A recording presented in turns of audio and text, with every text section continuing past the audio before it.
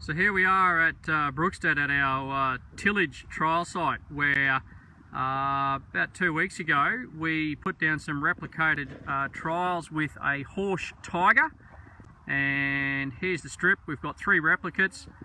So the horse tiger was running with low disturbance points every 50 centimetres, and then beside it we've got a replicate which is going to be strip till, which is what this grower normally does.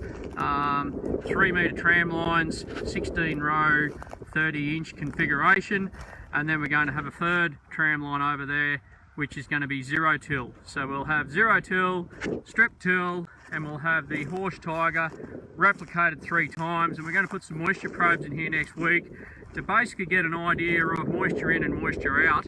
And I guess what we're a little bit interested in is, will these low disturbance points on the tiger allow us to do some deep P or K placement on a narrower spacing, but what is the effect of losing the stubble cover? So Saturday week ago this had a very heavy storm, 40 millimetres, and then again last Friday it had, I think, another 18 millimetres. And it's actually quite surprising how this is wet through. So just going to dig through and we're going to find the spot where the tiger's gone through to the deeper bands. So you can see there we've got about, say, 100 millimetres of general tilling, and then here we're going to go through to a spot where we've got the deeper rip line from those low disturbance points. Now we think they were down sort of more at about 200 millimetres, twice the depth.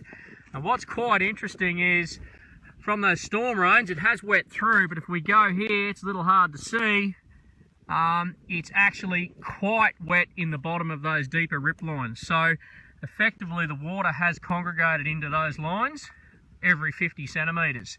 So I guess when we put the moisture probes in, it's going to be quite interesting to look at.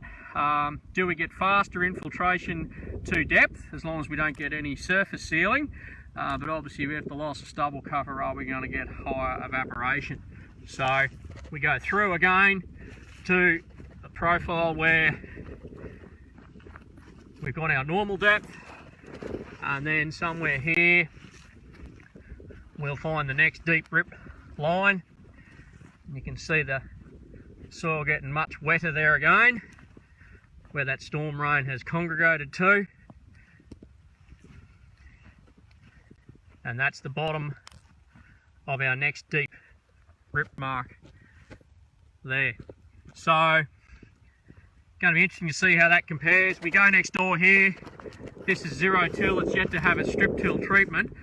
Being obviously a commercial farming system, this did have strip till on 30-inch spacings about January last year. So somewhere about here is an old strip till mark.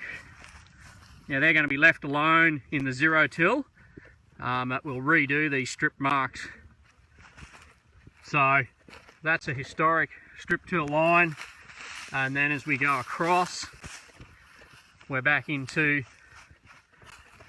the zero till. So we'll keep you posted through the rest of the summer. We'll get these moisture probes in the next little bit, and we'll put some regular posts up about what's happening with water in and water out, and we're hoping to follow this right through to next spring with sorghum planting and through to harvest in 2019. So it should be interesting. Thanks.